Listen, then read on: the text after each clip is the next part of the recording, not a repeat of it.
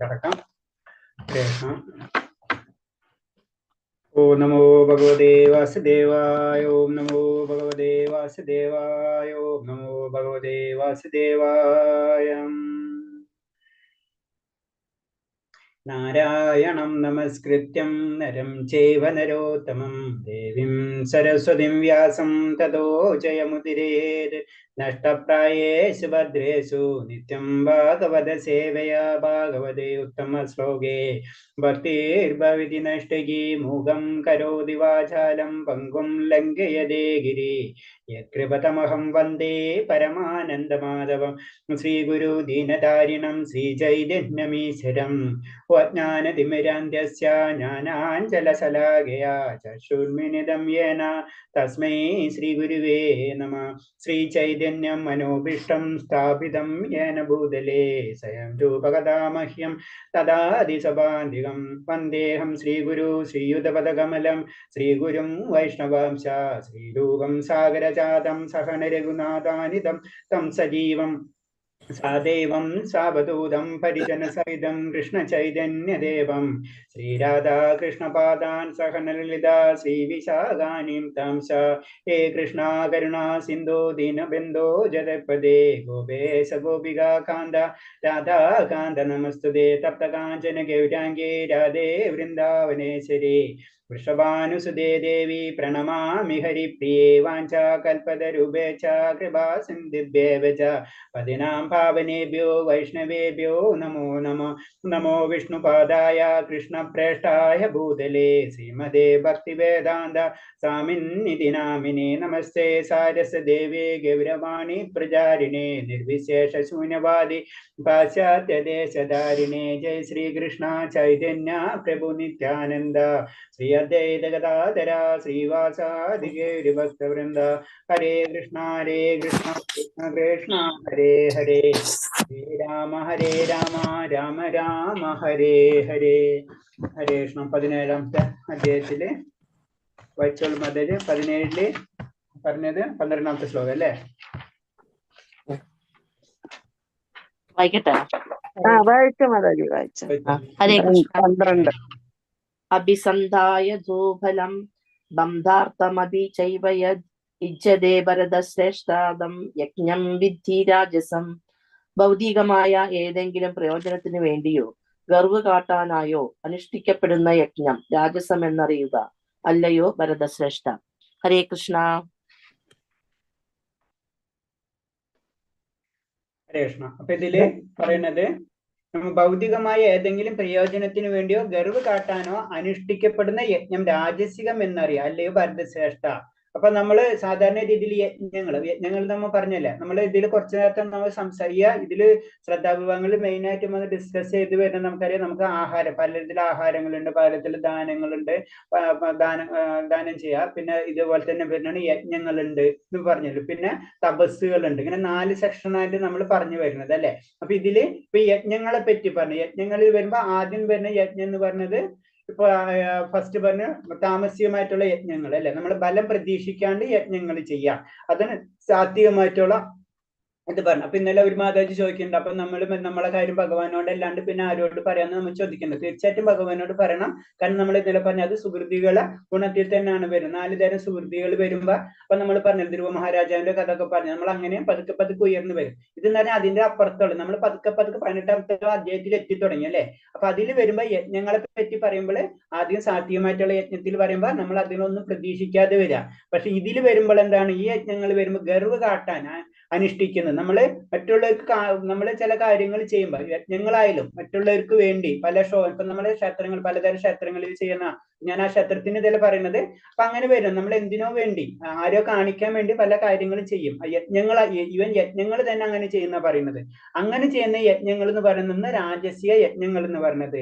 അപ്പൊ ഇതേപോലെ തന്നെ അത് നമ്മള് ജനറൽ ആയിട്ട് പറയുന്നത് വെച്ച് കഴിഞ്ഞാൽ നമ്മളെ ഇതിൽ പറഞ്ഞു സ്വർഗലബ്ധിക്കായും ഇഹലോക സുഖങ്ങൾക്കും വേണ്ടിയുള്ള യജ്ഞങ്ങളും പിന്നെ ചടങ്ങുകളും നടത്താറുണ്ട്. അപ്പൊ ഇഹലോക സുഖം അപ്പൊ എന്താണ് ഈ ഇവിടെ ഇഹലോകം എന്ന് പറഞ്ഞാൽ ഇതന്നെ, പരലോകം എന്ന് പറഞ്ഞാൽ മുകളിലേക്കുള്ള, അപ്പൊ ഇഹലോകം അപ്പൊ ഈ ലോകത്തിലേക്കുള്ള സുഖത്തിന് വേണ്ടിയിട്ടും യജ്ഞങ്ങൾ ചെയ്യുന്നതുണ്ടോ അതും രാജസികമാണെന്നാ പറയുന്നത് ശരിക്കും. അപ്പൊ നമ്മൾ ചെയ്യുന്ന യജ്ഞങ്ങൾ ഇൻഡയറക്റ്റ് ആയിട്ട് രാജസികമായിട്ട് മാറും. നമ്മൾ അതിലേക്ക് കൂടുതൽ പോണ്ട, നമ്മൾ ആ വേറെ പോയിന്റ് എടുക്കുക. ഭഗവാൻ പറഞ്ഞിട്ടുള്ള നമുക്ക് ദുഃഖങ്ങളും നിങ്ങളൊക്കെ വരുമ്പോൾ നമ്മൾ ഭഗവാനെ തന്നെ നമ്മൾ സമീപിക്കാം, ആ ലെവലിൽ എടുക്കാം. ഇതൊക്കെ അതിന്റെ അപ്പുറത്തുള്ള ലെവലാണ്. നമ്മൾ പ്യൂരിഫൈ ചെയ്ത് പോകുമ്പോൾ ചെറിയ തെറ്റുകൾ നമുക്കറിയാം. നമ്മൾ ഒരു കുട്ടി നന്നായിട്ട് പഠിക്കുന്ന കുട്ടിയാണെങ്കിൽ 99% മാർക്ക് കിട്ടിയാലും 1% എവിടെ പോയെന്ന് ചോദിക്കും അല്ലെ. പക്ഷെ അതൊരു 40-45 റേഞ്ചുള്ള കുട്ടികളുണ്ടെങ്കിൽ ജസ്റ്റ് ഒന്ന് നീ പാസ്സായാൽ മതി എന്ന് നമ്മൾ പറയാം. അപ്പൊ നമ്മൾ ആ റേഞ്ചിലുള്ള നമ്മൾ ചിന്തിച്ചാൽ മതി. ഇതൊക്കെ അതിന്റെ ടോപ്പ് ആൻഡ് ലെഫ്റ്റ് ലെവലിലേക്ക് പോകുമ്പോ യജ്ഞങ്ങളെ പറ്റി പറയുമ്പോഴേക്കിന് ആ ലെവലിലേക്ക് ചിന്തിക്കേണ്ടത്. അടുത്ത ശ്ലോകം വായിച്ചോളൂ. ഹരേ കൃഷ്ണ. പ്രഭുജി വായിക്കട്ടെ. വായിച്ചോ. ഹരേ കൃഷ്ണ. വിധിഹീനാമസൃഷ്ടാനം മന്ത്രഹീന മദക്ഷിണം ശ്രദ്ധാവിരഹീതം യജ്ഞം താമസം പരിചക്ഷതേ. വേദോക്ത വിധികൾ അനുസരിക്കാത്തതും പ്രസാദ വിതരണം, മന്ത്രോച്ചാരണം, പൂജാരിക്ക് ദക്ഷിണ എന്നിവ കൂടാതെയും വിശ്വാസമില്ലാതെയും ചെയ്യപ്പെടുന്ന യജ്ഞം തമോ ഗുണമുള്ളതാണ്. ഹരേ കൃഷ്ണ. ഹരേ കൃഷ്ണ മാതാജി. ഇനി അടുത്ത് പറയുന്നത് വെച്ച് കഴിഞ്ഞാൽ താമസികമായിട്ടുള്ള ഇത് നമ്മൾ ശ്രദ്ധിക്കണം. കാരണം എന്താ വെച്ച് കഴിഞ്ഞാൽ നമ്മൾ പൂജ കാര്യങ്ങളൊക്കെ ചെയ്യുമല്ലോ സാധാരണ രീതിയിൽ. അപ്പൊ അതിന്റെ കാര്യങ്ങൾ പറയുന്നത് വേദോക്തി വിധികൾ അനുസരിക്കാതെയും, വേദങ്ങളിൽ ചില വിധികൾക്ക് അനുസരിച്ച് വേണം പൂജകൾ ചെയ്യേണ്ടത്. നമ്മൾ ഇഷ്ടത്തിന് പൂജാക്രമങ്ങൾ നമ്മൾ മാറ്റരുത് എന്ന് പറയുന്നത്. പ്രസാദ വിതരണം നമ്മളിപ്പോ നമ്മൾ ഇസ്കോൺ ക്ഷേത്രത്തിൽ നമ്മൾ പ്രസാദ വിതരണം അത് നമ്മളൊരു പാർട്ടാണ് അല്ലെ.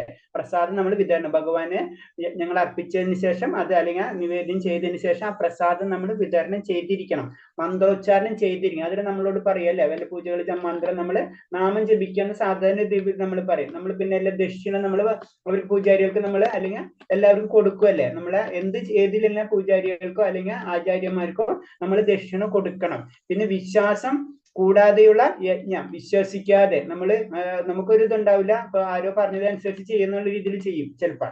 അങ്ങനെയൊക്കെ ചെയ്യുമ്പോൾ എന്ന് പറയുന്നത് അതൊക്കെ എന്ന് പറഞ്ഞാൽ താമസികമായിട്ടുള്ള യജ്ഞങ്ങൾ എന്ന് പറയുന്നത്. അപ്പൊ ഒരു നിർവാചകങ്ങളാണ്. അതുകൊണ്ട് ഒരു കാര്യമില്ല, അത് നെഗറ്റീവായിട്ടാണ് നമുക്ക് അതിലേക്ക് എഫക്റ്റ് വരാന്നുള്ളത്. ഒന്നിനും അത് ചെയ്തില്ലെങ്കിലും കുഴപ്പമില്ല. നമ്മൾ അങ്ങനെ ചെയ്തു കഴിഞ്ഞാല് തീർച്ചയായിട്ടും നമ്മൾ എന്താണ് താമസികമായിട്ടുള്ള കാര്യങ്ങളിലേക്കാണ് പോകുന്ന പറയുന്നത്. അതിന് നമ്മൾ എപ്പോഴും ചെയ്യുമ്പോൾ നമ്മൾ വീട്ടിൽ എന്ത് കാര്യങ്ങൾ ചെയ്യുമ്പോൾ പൂജാരിക്ക് അതായത് ആചാര്യന്മാർക്കുള്ള ദക്ഷിണ തീർച്ചയായിട്ടും നമ്മൾ കൊടുത്തിരിക്കണം. അതേപോലെ തന്നെ ഞാൻ അത് ശ്രദ്ധിച്ചിട്ടുണ്ട്. ഞാൻ നമ്മുടെ ഇതിൽ തന്നെ ഇസ്കോൺ ക്ഷേത്രത്തിൽ വരുമ്പോൾ അവർ പൂജാരികൾ നമ്മൾ സാധാരണ രീതിയിൽ നമ്മൾ ചിന്തിക്കും അവരും നമ്മളെ പോലെ. പക്ഷെ അങ്ങനെയല്ല, അവർക്ക് നമ്മൾ കൊടുക്കണം. കാരണം അവരെന്ന് വെച്ചാൽ അത് ഭഗവാന് തന്നെ അവര് സമർപ്പിക്കും, അത് വേറെ കാര്യം. പക്ഷെ നമ്മളെ ഡ്യൂട്ടി ചെയ്യണം എന്നാണ് പറയുന്നത്. അതിന് പൂജാരിക്കുള്ള ദക്ഷിണയും പ്രസാദ വിതരണവും മന്ത്രോച്ചാരണം, അതിന് നമ്മളെപ്പോഴും മന്ത്രങ്ങൾ ഇപ്പൊ നമ്മൾ ഓട്ടോമാറ്റിക് ആയിട്ട് ഹരേ കൃഷ്ണ മന്ത്രം നമ്മൾ ജപിച്ചുകൊണ്ടിരിക്കും അല്ലെ. അതേപോലെ തന്നെ വേദവിദ്യകൾ നമ്മൾ പഞ്ചരാത്രി വിദ്യകളാണ് നമ്മൾ എല്ലാ കാര്യങ്ങളും നമ്മൾ ചെയ്യുക അല്ലെ. അപ്പൊ അങ്ങനത്തെ കാര്യങ്ങളൊക്കെ ചെയ്യാം. അപ്പൊ നമ്മൾ ഈവൻ സാധാരണ പൂജകളാണെങ്കിലും നമ്മൾ അതൊക്കെ ചെയ്യണം. അതൊക്കെ ചെയ്തിട്ടില്ല എന്ന് വെച്ച് കഴിഞ്ഞാല് പിന്നെ വിശ്വാസം ഇല്ലാത്ത രീതിയിലൊക്കെ ചെയ്യുന്ന പൂജകൾ എന്നൊക്കെ പറയുന്നത് എന്താണ്, അതൊക്കെ അത് പറഞ്ഞ തമോ ഗുണ യജ്ഞങ്ങൾ എന്നാ പറയുന്നത്. അതാണ് ഇതിൽ പറഞ്ഞു വരുന്നത്. അടുത്ത ശ്ലോകം വെച്ചോളൂ.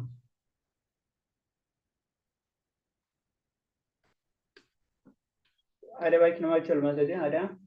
ഹരേ കൃഷ്ണ മാതാജി വായിക്കും. മാതാജി ആരാ വായിക്കുന്നേ? ഹരേ കൃഷ്ണ. വായിച്ചോ മാതാജി. ആരാ?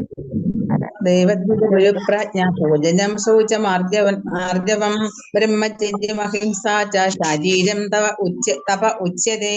പരമപുരുഷൻ, ബ്രാഹ്മണൻ, ആധ്യാത്മിക ആചാര്യൻ, മാതാപിതാക്കൾ തുടങ്ങിയ ഉന്നതർ എന്നിവരെ ആരാധിക്കൽ, ദേഹശുദ്ധി, ലാളിത്യം, ബ്രഹ്മചര്യം, അഹിംസ എന്നിവയെ ശാരീരികമായ തപസ്സെന്ന് പറയുന്നു. ഹരേ കൃഷ്ണ. ഇനി അടുത്തത് ഇപ്പൊ ഇത്ര നേരം യജ്ഞങ്ങളായിരുന്നു. അതിനിപ്പോ ഒരു നമ്മൾ ആഹാരങ്ങളെ പറ്റിയിട്ടുള്ള 3 നേരം ആഹാരത്തെ പറ്റി പറഞ്ഞ്, പിന്നെ യജ്ഞങ്ങളെ പറ്റി പറഞ്ഞ്, പിന്നെ അടുത്തത് വരുന്നത് ഈ നമ്മൾ ഇപ്പൊ പറയുന്നത് എന്താ പറയുന്നത് ശൗച്യം അല്ലെ. പരമപുരുഷൻ, ആത്മമാധവ് തുടങ്ങിയ ഉന്നതാശുദ്ധി, ബ്രഹ്മ എന്നീ ശാരീരിക തപസ്സിനെ പറ്റിയാണ് നമ്മൾ പറയുന്നത് അല്ലെ. തപസ്സിന് വരുമ്പോ തന്നെ അതിൽ തന്നെ വീണ്ടും 3 സെഷൻ പറയുന്നുണ്ട്. അതിൽ തന്നെ ഓട്ടോമാറ്റിക് ആയിട്ട് നമുക്കറിയാം താമസികമായിട്ടുള്ളത്, അതേപോലെ തന്നെ രാജസീയമായിട്ടുള്ള സാത്വികമായിട്ടുള്ള തപസ്.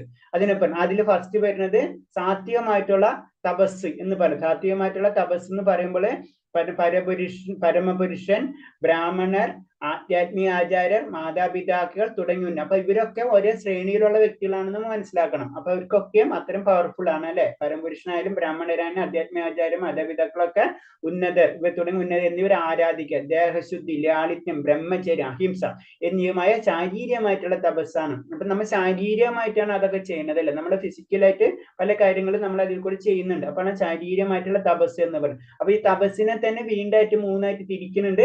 ശാരീരികമായിട്ടുള്ള തപസ്, വാക്കുകൊണ്ട് നമ്മളെ വാക്കുകൊണ്ട് നമ്മൾ സംസാരം കൊണ്ട് മറ്റുള്ളവരെ ഒന്നിലും നല്ല രീതിയിൽ സംസാരിക്കാം, അല്ലെങ്കിൽ വേറെ രീതിയിൽ സംസാരിക്കാം അല്ലെ, വാക്കുകൊണ്ട്. അതുപോലെ മനസ്സുകൊണ്ട് നമ്മൾ ഉള്ളുകൊണ്ട് പല രീതിയിൽ നമുക്ക് പ്രവർത്തിക്കാം. അങ്ങനെ അത് തന്നെ 3 സെഷനായിട്ട് തിരിക്കുന്നുണ്ട്.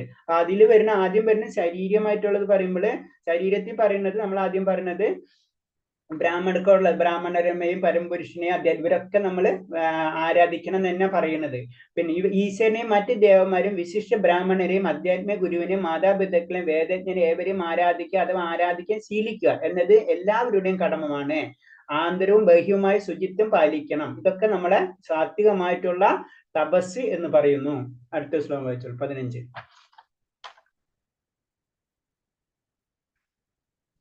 ഹരേ കൃഷ്ണ വായിച്ചോ മാതാജി? ആരാ വായിക്കുന്ന? ഹരേ കൃഷ്ണ. ഗീതാദേവി മാതാജി വായിച്ചോ? മാതാജി സ്ലൈഡ് വരുന്നില്ല കേട്ടോ, സ്ലൈഡ് വരുന്നില്ല. സ്ലൈഡില്ലേ? ഇല്ല. 14, 15. വായിക്കട്ടെ വസന്ത മാതാജി? അനിത മാതാജി വായിക്കാൻ പോന്നു. ഹരേ കൃഷ്ണ. സ്ലൈഡ് ഇല്ലാണ്ട് എനിക്ക് ഇത് വിവർത്തന ഇല്ല ഇതിന്. വായിച്ചോട്ടെ. വായിച്ചോളൂ മാതാജി വായിച്ചോ. ഹരേ കൃഷ്ണ.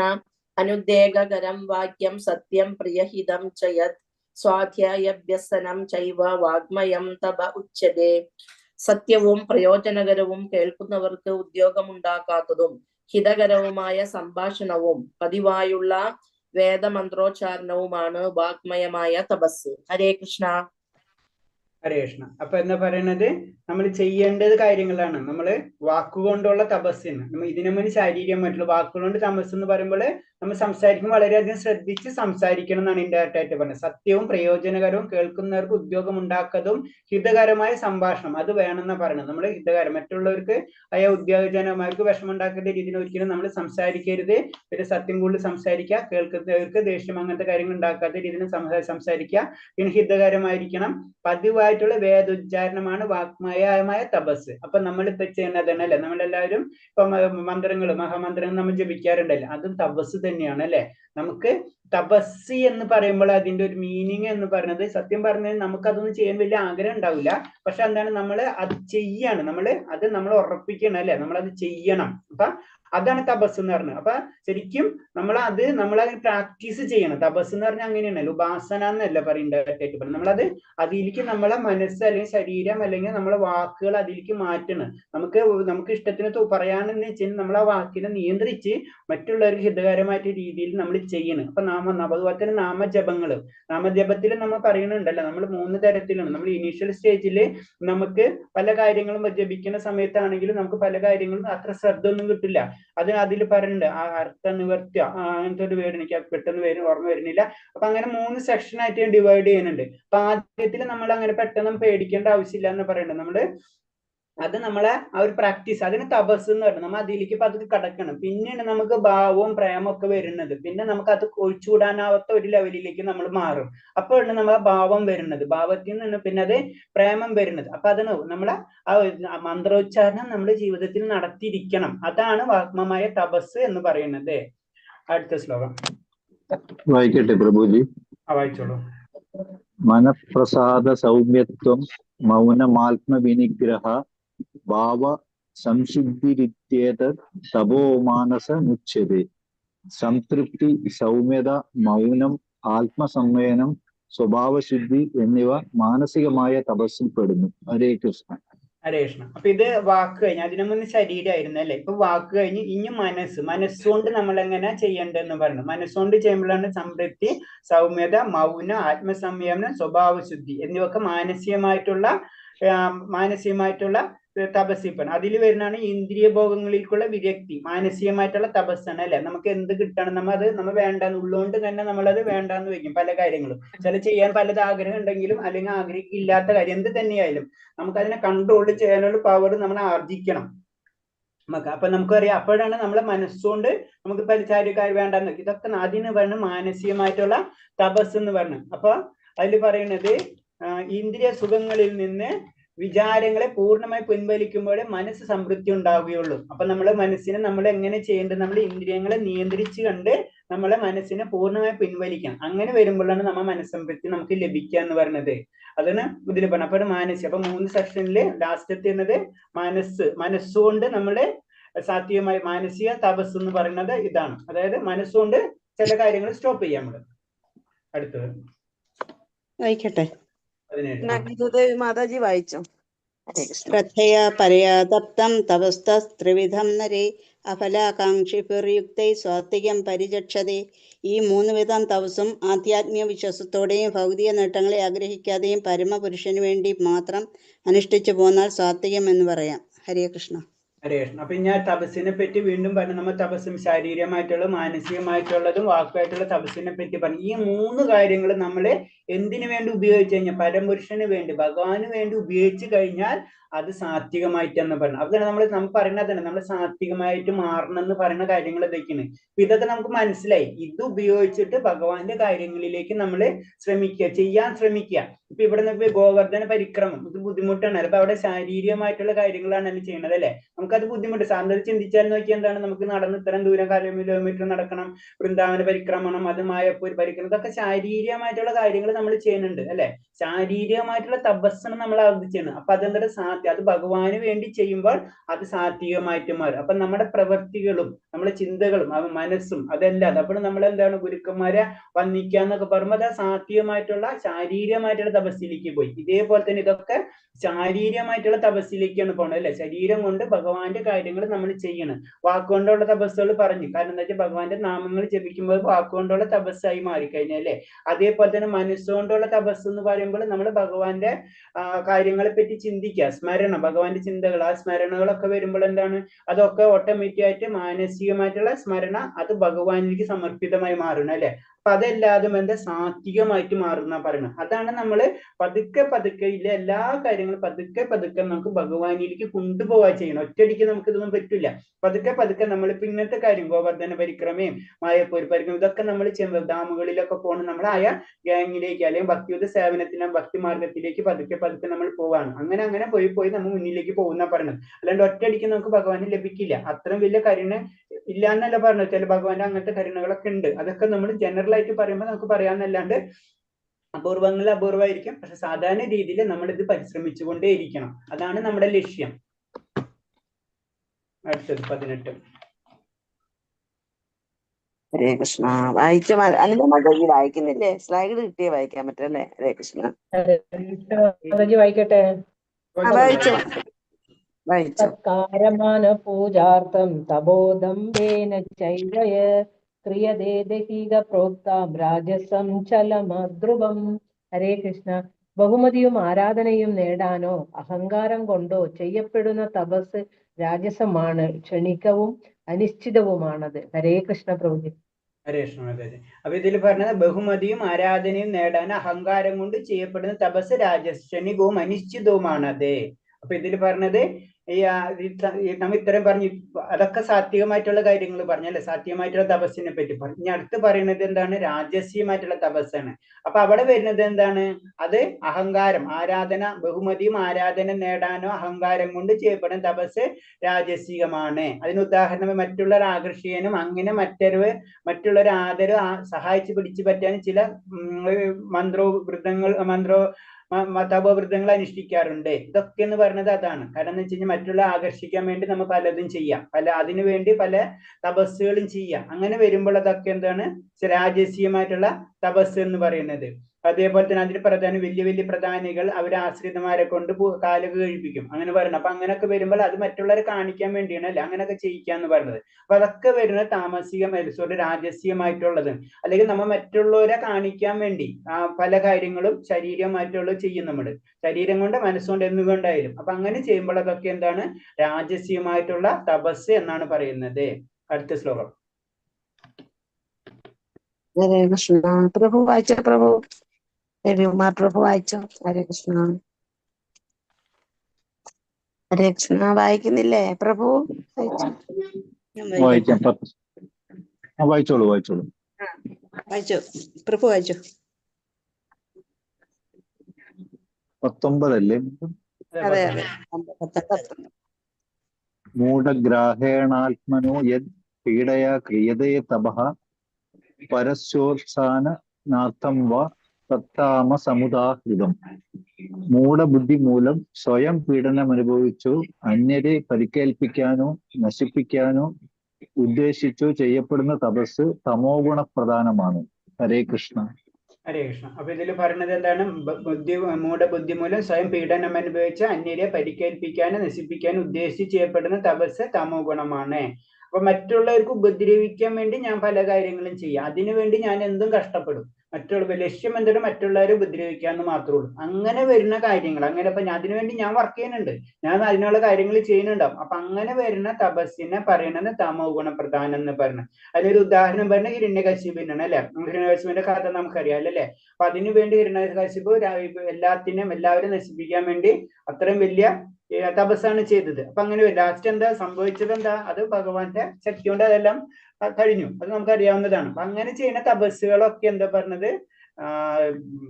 തമോ ഗുണമുള്ള തപസ്സുകളാണെന്ന് പറഞ്ഞു. മറ്റുള്ളവരെ ഉപദ്രവിക്കാൻ വേണ്ടി നമ്മൾ എന്തൊക്കെ പ്രവർത്തിച്ചോ അതൊക്കെ തമോ ഗുണമായിട്ടാണ്. മറ്റുള്ളവരെ ഉപദ്രവിക്കാന്നുള്ളത് നമ്മളെ കയ്യിലുള്ള കാര്യമല്ല, അത് അവരെ കർമ്മബലം അവരനുഭവിക്കുന്നു, നമ്മളെ കർമ്മബലം നമ്മൾ അനുഭവിക്കുന്നു. മറ്റുള്ള ഉപദ്രവിക്കുക എന്നുള്ളത് നമ്മുടെ ഡ്യൂട്ടി അല്ല. ഭഗവാൻ ഓരോരുത്തർക്കും ഓരോ കർമ്മബലങ്ങൾ വെച്ചിട്ടുണ്ട്, ആ കർമ്മബലം അനുസരിച്ച് അവർ പ്രവർത്തിച്ച് പോയിക്കൊണ്ടിരിക്കും. നമ്മൾ അതിൽ കൈകടത്തേണ്ട ആവശ്യമില്ല. അതിനു വേണ്ടി നമ്മുടെ ജീവിതം, നമ്മളെ തപസ് നമ്മൾ ഉപയോഗിക്കരുത്. അങ്ങനെ ഉപയോഗിച്ച് കഴിഞ്ഞാൽ അതിന് പറയണാണ് ശരിക്കും പറയുന്നത് അത് തമോ ഗുണമാണെന്നാ പറയുന്നത്. അടുത്ത ശ്ലോകം 20-ാമത്തെ.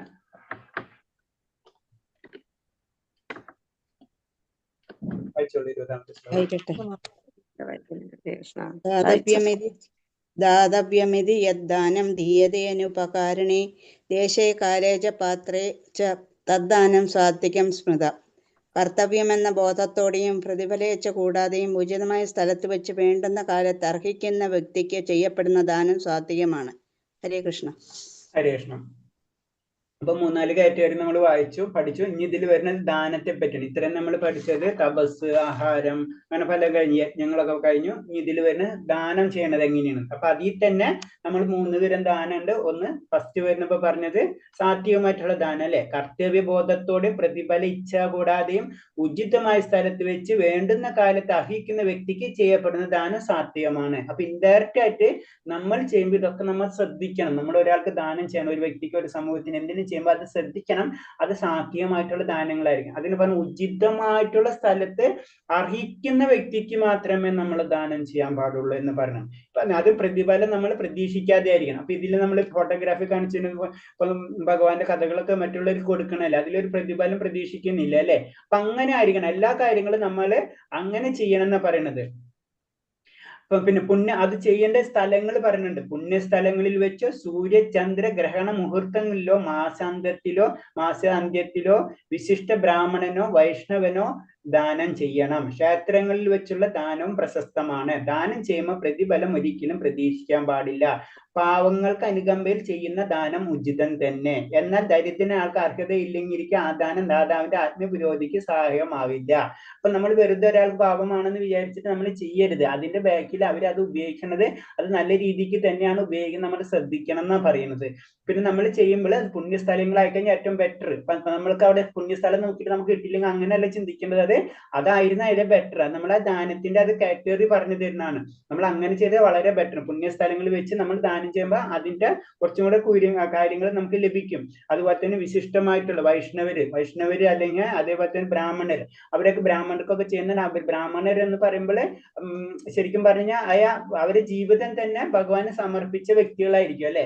അപ്പൊ അവരെന്ന് പറഞ്ഞാൽ ഭഗവാന്റെ തന്നെ പ്രതിനിധികളാണ്. ശരിക്കും പറഞ്ഞാൽ ഭഗവാൻ അയച്ച പ്രതിനിധികളാണ്. നമുക്ക് വേണ്ടിയാണ് അവർ ജീവിതം സമർപ്പിച്ച് നമുക്ക് ആത്മീയജ്ഞാനം തന്നു തരുന്നത് അല്ലെ. ഇപ്പൊ ഇങ്ങനത്തെ പോലെ ഇപ്പൊ ഈ ഫോട്ടോഗ്രാഫി കാണിച്ചാൽ അവരെന്താണ് അവരുടെ ജീവിതം തന്നെ സമർപ്പിച്ചിരിക്കണം അല്ലെ. അപ്പൊ അവർക്ക് അവര് നമുക്ക് ആത്മീയമായിട്ടുള്ള കാര്യങ്ങൾ നമുക്ക് പറഞ്ഞു തരുമ്പോ അവർക്ക് നമ്മളെ കൊണ്ട് ചെയ്യാവുന്ന കാര്യങ്ങൾ നമ്മൾ അവർക്ക് ചെയ്തു കൊടുക്കണം എന്നാണ് പറയുന്നത്. അങ്ങനെ വരുന്നതൊക്കെ സാത്വികമായിട്ടുള്ള ദാനങ്ങൾ എന്ന് പറഞ്ഞത് അതാണ് പറയുന്നത്. അടുത്ത 21-ാമത്തെ ശ്ലോകം. ലളിത മാതാജി വായിച്ചോ മാതാജി. ഹരേ കൃഷ്ണ. ഹരേ കൃഷ്ണ. യദ്തു പ്രത്യുപകരാർത്ഥം ഫലമുദ്ദിശ്യ വാ പുനഃ ദീയതേ ച പരിക്ലിഷ്ടം തദ്ദാനം രാജസംസ്മൃതം. ഏതെങ്കിലും ഫലമുദ്ദേശിച്ചുകൊണ്ടോ പ്രത്യുപകാരം പ്രതീക്ഷിച്ചോ പൂർണ്ണ സമ്മതമില്ലാതെയോ നൽകപ്പെടുന്ന ദാനം രാജസമാണ്. ഹരേ കൃഷ്ണ. അതെ, ഇനി രാജസമായ ദാനത്തിന്റെ ഫോട്ടോഗ്രാഫി തന്നെ നമുക്ക് മനസ്സിലാവും അല്ലെ. ഈ സ്ലൈഡിൽ കാണിച്ചിരിക്കുന്ന പോലെ ഏതെങ്കിലും ഫലം ഉദ്ദേശിച്ചുകൊണ്ട് പ്രത്യുപകാരം പ്രതീക്ഷിച്ചോ പൂർണ്ണ സമ്മതമില്ലാതെ നൽകപ്പെടുന്ന ദാനം രാജസമാണ്. അപ്പൊ നമുക്ക് തന്നെ വലിയ ഇഷ്ടം ഉണ്ടാവില്ല അത് കൊടുക്കാൻ. എന്നിട്ട് നമുക്ക് കൊടുക്കുന്ന അങ്ങനെയൊക്കെ ചെയ്തു കഴിഞ്ഞാൽ അത് രാജസ്യമായിട്ടാണ് ദാനം എന്ന് പറഞ്ഞത്. പ്രത്യേകിച്ച് അതിന് ഉദാഹരണം പറഞ്ഞ മേലധികാരി, നമ്മുടെ മേലുദ്ദേശം നമുക്ക് എന്തെങ്കിലും ഗിഫ്റ്റ് തരാന്ന് പറഞ്ഞാൽ നമുക്കറിയാം ആൾക്ക് വലിയ ഇഷ്ടം ഉണ്ടായിട്ടല്ല അത് ചെയ്യുന്നത് അല്ലെ. അപ്പൊ അങ്ങനെ വരുമ്പോൾ അതൊക്കെ ഉണ്ടായിട്ട് രാജസ്യമായിട്ടുള്ള ദാനങ്ങൾ എന്ന് പറയുന്നത്. അപ്പൊ അതുകൊണ്ട് അതൊന്നും ശാസ്ത്ര സമ്മതമല്ല എന്ന് പറഞ്ഞത്. അപ്പൊ സാത്വിക ദാനം മാത്രമേ വേദനിഷ്ഠമായിട്ടുള്ള കാര്യം എന്ന് പറയുന്നത്. സാധ്യമായിട്ടുള്ള ദാനം ചെയ്യാൻ മാത്രമേ പറയുന്നുള്ളൂ. ശരിക്കും ഇങ്ങനത്തുള്ള ദാനത്തോണ്ടൊന്നും ഒരു കാര്യമില്ല, രാജസ്യമായിട്ടുള്ള ദാനം എന്നാ പറയണത്. അപ്പൊ പിന്നെ വെച്ചാൽ ഒരു ദാനം കൊടുത്ത് ഞാൻ അവന് അത്രയും കൊടുത്തില്ലേ എന്നുള്ള വിഷമം ഇതൊക്കെ വരുമ്പോൾ അങ്ങനെയൊക്കെ വന്നു കഴിഞ്ഞാൽ അത് രാജസ്യമായ ദാനങ്ങൾ എന്ന് പറയും. നമ്മൾ കൊടുത്തു, ഭഗവാൻ ഇച്ഛിക്കുന്ന കാര്യങ്ങൾ നമ്മൾ ചെയ്തു, അവിടെ വെച്ച് നമ്മൾ നിർത്തുക, അതിന്റെ അപ്പുറത്തേക്ക് നമ്മൾ കടക്കരുതെന്നാ പറയുന്നത്. അങ്ങനെ വരുമ്പോഴൊക്കെ അതിന് രാജസ്യമായിട്ട് ദാനങ്ങളായി മാറുന്ന പറയുന്നത്. ഓക്കെ, അടുത്ത ശ്ലോകം 22. ഹരേ കൃഷ്ണ. വായിച്ചോ മാതാജി. ഹരേ കൃഷ്ണ. ഞാൻ ചൊല്ലാം. അദേശകാല യഥാനമ പത്രേദ്യാശ ദീനതേ അനസ്കൃതമ വേജ്ഞാതം തത്താമമത് സമുദാഹൃതം. ഉചിതമല്ലാത്ത കാലത്ത് അവിശ്വാസമായ സ്ഥലത്തും അനർഹരായവർക്കും നൽകപ്പെടുന്ന ദാനവും ആദരം കൂടാതെയോ അവജ്ഞയോടെയോ നൽകപ്പെടുന്നതും താമസമെന്ന് പറയപ്പെടുന്നു. ഹരേ കൃഷ്ണ. ഹരേ കൃഷ്ണ. അപ്പൊ ഇതിൽ പറഞ്ഞത് ഉചിതമല്ലാത്ത കാലത്തും അവിശുദ്ധമായ സ്ഥലത്ത് അനർഹരായവർക്ക് നൽകപ്പെടുന്ന ദാനം ആദരവ് കൂടാതെയും അവജ്ഞയും നൽകപ്പെടുന്ന താമസം എന്ന് പറയുന്നു. കാരണം എന്ന് വെച്ച് കഴിഞ്ഞാൽ അത് നമുക്കറിയാം അല്ലേ. കാരണം ഇതിപ്പോ പറഞ്ഞിട്ടുള്ള പോലെ തന്നെ ഡ്രഗ് അഡിക്റ്റ് ആയിട്ട് അവർക്ക് ഡ്രഗ്സിന് വേണ്ടിയിട്ടായിരിക്കും, ലിക്കറിന് വേണ്ടിയിട്ടായിരിക്കും, അല്ലെങ്കിൽ വേറെ എന്തെങ്കിലും നെഗറ്റീവായിട്ട് കാര്യങ്ങൾ ചെയ്യാൻ വേണ്ടിയായിരിക്കും നമ്മളോട് വന്ന് ചോദിക്കും. നമ്മളോട് ചോദിക്കുന്ന സമയത്ത് വളരെ സിമ്പിൾ ആയിട്ടൊക്കെ ചോദിക്കും. പക്ഷെ നമ്മൾ കൊടുത്തു കഴിഞ്ഞാൽ അത് നമുക്ക് തന്നെ പ്രശ്നം ഉണ്ടാവും. കാരണം എന്ന് വെച്ചാൽ അതൊക്കെ എന്താണ് താമസമായിട്ടുള്ള ദാനം എന്നാ പറയുന്നത്. ലഹരി പാനത്തിനോ ചൂതുകളിക്ക് വേണ്ടിയുള്ള ദാനം തമോ ഗുണമാണ്. ഇപ്പൊ ചൂത് കളിക്കാനും അതുപോലെ ലഹരി പാനത്തിനൊക്കെ നമ്മൾ പൈസ കൊടുത്തു കഴിഞ്ഞാൽ തീർച്ചയായും അതൊക്കെ അതൊക്കെ നമ്മുടെ ആത്മീയമായ പുരോഗതിയെ നമ്മളെ താഴ്ത്തുന്ന പറയുന്നത്. നമ്മൾ ഒരിക്കലും അതൊന്നും ചെയ്യാൻ പാടില്ല. അതിനൊരിക്കലും പ്രോത്സാഹിപ്പിക്കുന്നില്ല, പ്രയോജനകരമല്ല. അത്തരം പാപകർമ്മകൾ അത് പാപകർമ്മമാണെന്ന് പറയുന്നത്. ദാനവും അതൊക്കെ താമസമായിട്ടാണ് വരുന്നത്. അപ്പൊ താമസികമായിട്ടുള്ള ദാനങ്ങൾ നമ്മൾ ഒരിക്കലും ചെയ്യരുതെന്ന് പറഞ്ഞു. വളരെ ശ്രദ്ധിക്കണം ദാനം ചെയ്യുമ്പോൾ, അല്ലെങ്കിൽ ആ കർമ്മഫലം നമുക്ക് ലഭിക്കാന്ന് പറയുന്നത് ഇൻഡയറക്റ്റ് ആയിട്ട്. കാരണം നമ്മൾ സിമ്പിളായിട്ട് ചിന്തിച്ചാൽ മതി. നമ്മളത് കൊടുത്ത പൈസ അവരുടെ കുടുംബവും അതിന്റെ ആ റിസൾട്ട് അവര് ചിന്തിക്കുന്ന കാര്യം മുഴുവൻ നമുക്ക് ഇങ്ങോട്ട് കിട്ടും. ഒരിക്കലും ദാനങ്ങൾ കൊടുക്കുമ്പോൾ വളരെയധികം ശ്രദ്ധിച്ച് കൊടുക്കണം. അതിന് നമ്മൾ കൊടുക്കേണ്ടത് എപ്പോഴും ആത്മീയമായിട്ടുള്ള കാര്യങ്ങൾ കൊടുക്കുമ്പോൾ അത് സാത്വികമായിട്ടുള്ള കാര്യങ്ങളിലേക്ക് അത് പോവുള്ളൂ. അല്ലെങ്കിൽ നമ്മളിപ്പോ ഒരാൾ കരയുന്നു ചിരിച്ചെന്ന് പറഞ്ഞു കഴിഞ്ഞാൽ നമ്മൾ കൊടുക്കരുത്. കൊടുക്കുന്ന പറഞ്ഞാൽ നമ്മൾ അത് കൊടുക്കാം. നമ്മളത് ബാക്ക്ഗ്രൗണ്ട് മുഴുവൻ അന്വേഷിച്ചതിന് ശേഷം ഒക്കെ ആണെങ്കിൽ നമ്മൾക്ക് ചെയ്യാൻ പറ്റുന്ന കാര്യങ്ങൾ തീർച്ചയായിട്ടും ചെയ്യണം. അത് ആദ്യത്തിന് സാത്വികമായിട്ട് തന്നെ അതിൽ പറയുന്നുണ്ടല്ല, പാവങ്ങൾക്ക് അനുകമ്പ കൊടുക്കുന്ന ദാനം സാത്വികമാണെന്നും പറയുന്നുണ്ട്. അപ്പൊ അതൊന്നും ഒരു കുഴപ്പമുള്ള കാര്യമല്ല. അപ്പൊ അത് വളരെ അപ്പൊ ദാനത്തെ പറ്റിയിട്ടുള്ള 3 കാര്യമാണ് പറഞ്ഞത്. അടുത്ത ശ്ലോകം 23. ഹരേ കൃഷ്ണ. ലളിത മാതാജി വായിക്കുന്നു. മാതാജി വായിച്ചോ മാതാജി. ഹരേ കൃഷ്ണ. ആരേലും വായിച്ചോ എന്നാ. മാതാജിയെ കാണുന്നില്ല. ഹരേ കൃഷ്ണ. എളുപ്പം സമയം വായിക്കട്ടെ. വായിച്ചോ മാതാജി. ഓം തത്സദതി നിർദ്ദേശോ ബ്രാഹ്മണസ്ത്രീ വിധസ്മൃത ബ്രഹ്മണാസ്തേന വേദാച്ച യജ്ഞാച്ച വിഹിതാപുര. സൃഷ്ടിയുടെ ആരംഭം മുതൽക്കേ പരമായ നിരപേക്ഷ തത്വത്തെ സൂചിപ്പിക്കാൻ വേണ്ടി ഉപയോഗിച്ചിരുന്ന 3 വാക്കുകളാണ് ഓം തത്സത് എന്നിവ. പ്രതീകാത്മകങ്ങളായ ഈ വാക്കുകൾ വേദോച്ചാരണത്തിലും യജ്ഞാനുഷ്ഠാനങ്ങളിലും ബ്രാഹ്മണൻ പരമപുരുഷന്റെ തൃപ്തിക്ക് വേണ്ടി ഉരുവിട്ടു പോന്നു. ഹരേ കൃഷ്ണ. ഇനി ഇതിൽ പറഞ്ഞത് ഓം തത് സത് അതെന്താണെന്ന് പറയുന്നത്. അപ്പൊ ഓം സത് പറയുന്നത് സൃഷ്ടിയുടെ ആരംഭം മുതൽക്ക് പരമായ നിരപേക്ഷ സത്യത്തെ സൂചിപ്പിക്കാൻ വേണ്ടി ഉപയോഗിച്ചിരുന്ന 3 വാക്കുകളാണ് ഓം തത് സത്. അതായത് ഭഗവാന്റെ ശക്തി, ഭഗവാൻ അതെല്ലാതും ഭഗവാനെ ഞാൻ സമർപ്പിക്കുന്നു, അതൊരു ശക്തിയാണ് അല്ലെങ്കിൽ ശാശ്വതമാണെന്നുള്ള രീതിയിൽ നമ്മൾ പറയുന്നതാണ്. ഇനീഷ്യലായിട്ട് ഓമും പിന്നെ തത്സത്ത് അത് പറഞ്ഞു. പ്രതീകാത്മക ഈ വാക്കുകൾ വേദോച്ചാരണത്തിൽ യജ്ഞാനുഷ്ഠാനിൽ ബ്രാഹ്മണൻ പരംപുരുഷന്റെ തൃപ്തിക്കായി ഉരുവിട്ടു പോരുന്നു എന്ന് പറയുന്നത്. കാരണം എന്താ വെച്ച് കഴിഞ്ഞാൽ ഇത് നമ്മൾ അത് ചെയ്യണം, അതിന്റെ മീനിങ് ഇത്രേ ഉള്ളൂ. കാരണം എന്താ വെച്ച് കഴിഞ്ഞാൽ നമ്മൾ ചെയ്യുന്ന എല്ലാ കാര്യങ്ങളും ഭഗവാനിൽ സമർപ്പിക്കുന്നു, ആ സത്യം ആ ജ്ഞാനത്തെ നമ്മൾ അറിയുന്നു, അതാണ് അതിൽ പറയുന്നത്. അപ്പൊ അതിലേക്ക് വേണ്ടി നമ്മൾ ചെയ്യുന്ന എല്ലാ കാര്യങ്ങളും ഭഗവാനിന് വേണ്ടിയിട്ടാണ് ചെയ്യുന്നത്. ആ അതീന്ദ്ര സത്യത്തെ നമ്മൾ മാനിക്കുന്നു, അതാണ് അതിന്റെ മീനിങ്. അത് നമ്മളെ തന്നെ ഓർമ്മപ്പെടുത്തണം. ഇൻഡയറക്റ്റ് ഓം തത്സത് അതിലേക്ക് നമ്മൾ ചെയ്യുന്ന എല്ലാ പ്രവൃത്തികളും അതിലേക്കാണ്, അതാണ് ഇതിൽ പറയുന്നത്. കാരണം എന്ന് വെച്ച് കഴിഞ്ഞാല് ഇതിൽ ഭഗവാന്റെ സവിശേഷ നാമം അത്ര ഓം തത് സത്. വേദസൂത്രത്തിൽ ഓം എന്ന വാക്ക് എല്ലായ്പ്പോഴും കാണാം. ഓം എന്ന് പറയുമ്പോൾ നമുക്കറിയാലോ ഭഗവാന്റെ ഇനീഷ്യലായിട്ട് നമ്മൾ പറയാന്ന് പറഞ്ഞ അഭിസംബോധന ചെയ്യുന്ന ഒരു രീതിന് ഓം എന്ന് കഴിഞ്ഞിട്ടാണ് അത് ഭഗവാൻ എന്നുള്ള സ്റ്റാർട്ട് ആവുന്നത്. അപ്പൊ ഓം വളരെ എല്ലാ മന്ത്രത്തിനും ഓം വളരെയധികം ഇമ്പോർട്ടന്റ് ആയിട്ട് ചേർക്കുന്നുണ്ട്. അപ്പൊ ഓം ഇല്ലാതെ അത് പൂർണ്ണാവില്ല, അത് ഭഗവാൻ ഇല്ലാതെ ഒന്നും പൂർണ്ണാവില്ല. അത് തന്നെയാണ് അതിന്റെ ഒരു മീനിങ്. അടുത്ത ശ്ലോകം 24. ഹരേ കൃഷ്ണ. അയക്കുന്ന ആരെങ്കിലും ഹരേ കൃഷ്ണ. ഹരേ കൃഷ്ണ ഞാൻ തന്നെ ചൊല്ലാന്നാ. വായിച്ചോളൂ. തസ്മാദോമിത്യാഹ്യുത്യ യജ്ഞദാന തപക്രിയ പ്രവർത്തന്തേ വിധാനോക്ത സതതം ബ്രഹ്മവാദിനാം. അതുകൊണ്ട് വൈദിക നിയന്ത്രണം അനുസരിച്ച് യജ്ഞദാന തപസ്സുകളനുഷ്ഠിക്കുന്ന അതീന്ദ്രിയവാദികൾ പരമപുരുഷനെ പ്രാപിക്കുന്നതിനായി ഓം എന്ന് വാക്കോടുകൂടിയാണ് എല്ലാം ആരംഭിക്കുന്നത്. ഹരേ കൃഷ്ണ. ഹരേ കൃഷ്ണ. അപ്പൊ അത് തന്നെ ആ ഓമിനെ പറ്റിയിട്ടുള്ള വർണ്ണനകളാണ് പറയുന്നത്.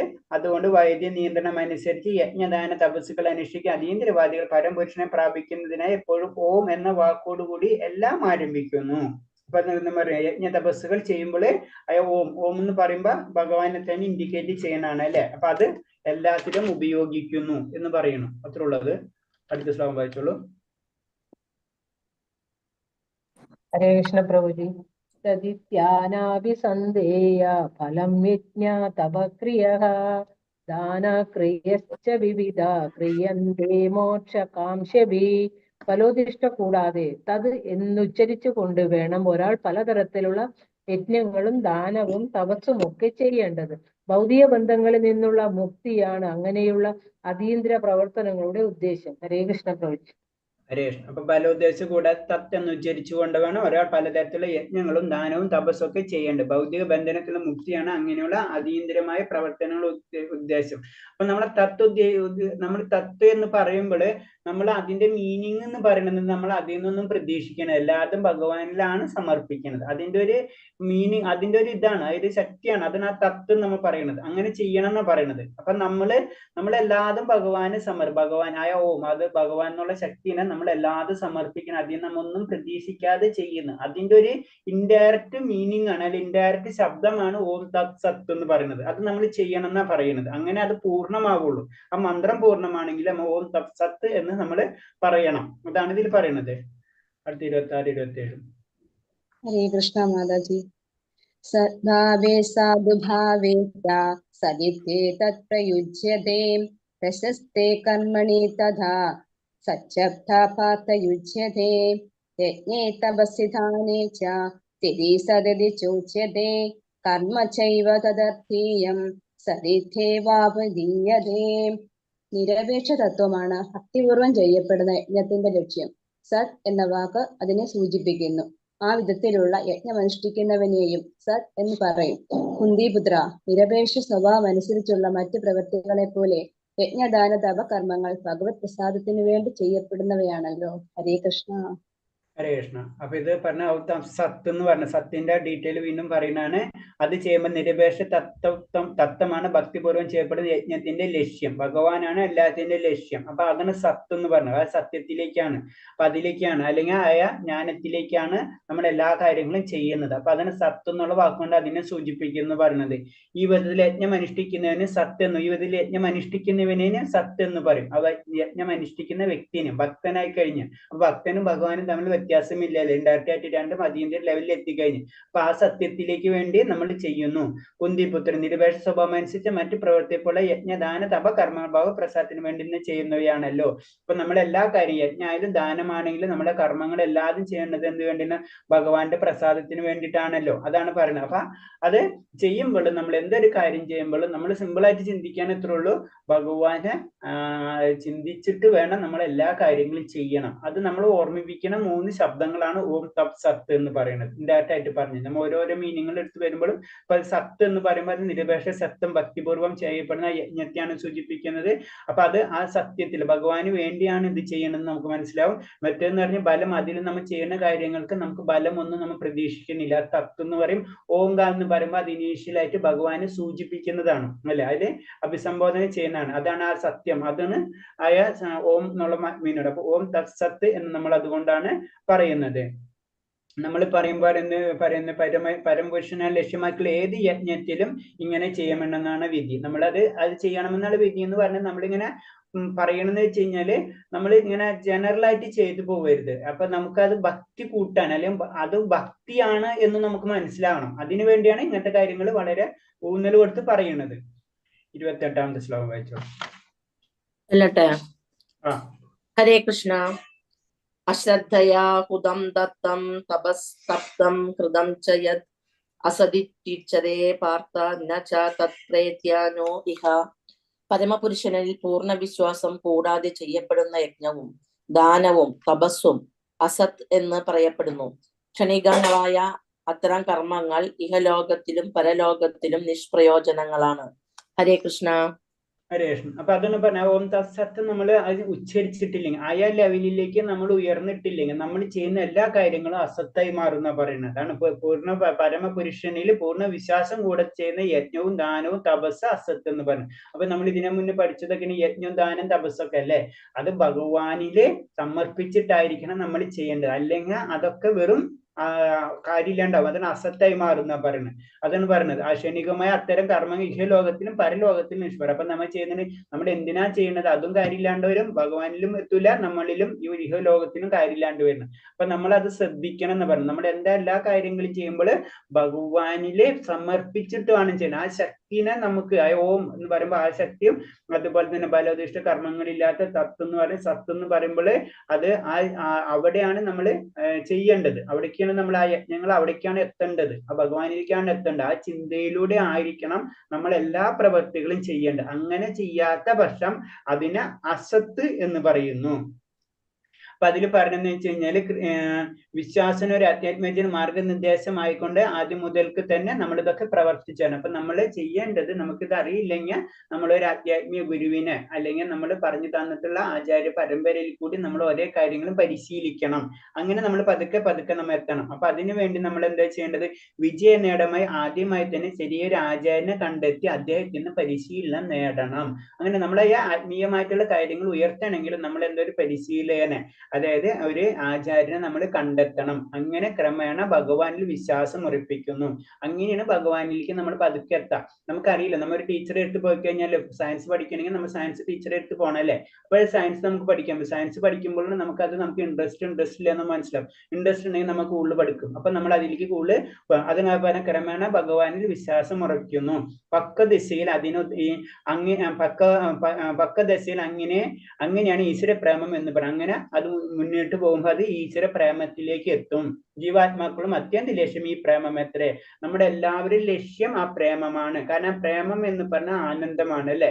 ആ പ്രേമ ആനന്ദത്തിലാണ്. നമ്മുടെ എല്ലാ ജീവാത്മാക്കളോടും നമ്മുടെ ലക്ഷ്യം എന്താണെന്ന് വെച്ച് കഴിഞ്ഞാല് നമ്മുടെ ലക്ഷ്യം ആനന്ദമാണ്. ഭഗവാനിലുള്ളത് സച്ചിദാനന്ദ വിഗ്രഹം ആനന്ദമാണ്. ആ ആനന്ദത്തിലേക്കാണ് നമ്മൾ കടക്കേണ്ടത്. അതിനാണ് നമ്മൾ ഈ മാർഗങ്ങൾ എല്ലാതും ചെയ്തു പോണത്. കാരണം ഭഗവാന്റെ അംശമായിട്ടുള്ള നമ്മൾ ഭൗതിക ലോകത്തിൽ വന്ന കാരണം കൊണ്ട് അതിന് ചുറ്റുമുള്ള ഇതാണ് ആനന്ദം എന്ന് വെച്ച് നമ്മൾ അതിന്റെ പിറകെ പോകണം. പക്ഷെ ഇതല്ല ആനന്ദം. നമ്മ പരമാനന്ദത്തിലേക്കാണ് നമ്മുടെ അന്വേഷണം. അതാണ് നമ്മുടെ ആത്യന്തിക ലക്ഷ്യം എന്ന് പറഞ്ഞത്. അങ്ങനെ നേരിട്ട് കൃഷ്ണപദത്തിൽ നീങ്ങിയാണ് ഈ 17-ാം അധ്യായത്തിന്റെ സന്ദേശം. ഈ അധ്യായം പറയണമെന്ന് വെച്ച് കഴിഞ്ഞാൽ നമ്മൾ അൾട്ടിമേറ്റ് ശ്രദ്ധ പറഞ്ഞു തരുന്നത് ഇത് നമ്മുടെ ലക്ഷ്യം. പല രീതികൾ ഉണ്ടെങ്കിലും പല രീതിയിൽ നമുക്ക് പോകാമെങ്കിലും നമ്മുടെ ലക്ഷ്യം എന്തായിരിക്കണം? ഭഗവാനിലേക്ക് ആയിരിക്കണം. അതാണ് ഈ അധ്യായത്തിൽ ശ്രദ്ധ എന്നുള്ള അധ്യായം കഴിയണേ. ശ്രദ്ധ എന്ന് പറഞ്ഞ് പലതരത്തിലുള്ള വിശ്വാസങ്ങളുണ്ട്. നമുക്ക് വേണമെങ്കിൽ ദേവനെ പൂജിക്കാം, ഭൂതപ്രകാശികൾ, അങ്ങനെ പല വിശ്വാസം ഏതിനു വേണമെങ്കിലും നമുക്ക് ചെയ്യാം. അത് നമുക്ക് അതിനുള്ള സ്വാതന്ത്ര്യം ഉണ്ട്. പക്ഷെ അതിന്റെ അർത്ഥം അത് ശരിയാണെന്നല്ല. ഏറ്റവും അൾട്ടിമേറ്റ് ശരി എന്ന് പറഞ്ഞാൽ ഭഗവാനിലുള്ള സമർപ്പണമാണ്. പിന്നെ ഇതിൽ പറഞ്ഞിട്ടുള്ളത് 4 തരം കാര്യങ്ങൾ ആഹാരം കൊണ്ടുള്ളത്.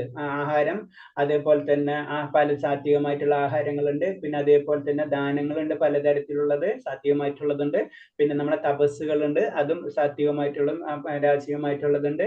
പിന്നെ പറഞ്ഞത് വാക്കുകൾ, മനസ്സ്, വാക്ക്, അങ്ങനത്തെ കാര്യങ്ങളാണ് ഈ അധ്യായത്തിൽ ഡീറ്റെയിൽ ആയിട്ട് പറഞ്ഞിട്ടുള്ളത്. ഹരേഷ്, അപ്പൊ ഈ അധ്യായം കഴിയാണ്. നമുക്ക് ഇനി അടുത്ത അധ്യായത്തിലേക്ക് കിടക്കാം. അധ്യായം 18. അതുകൊണ്ട് ജസ്റ്റ് ഒന്ന് ടച്ച് ചെയ്യാം.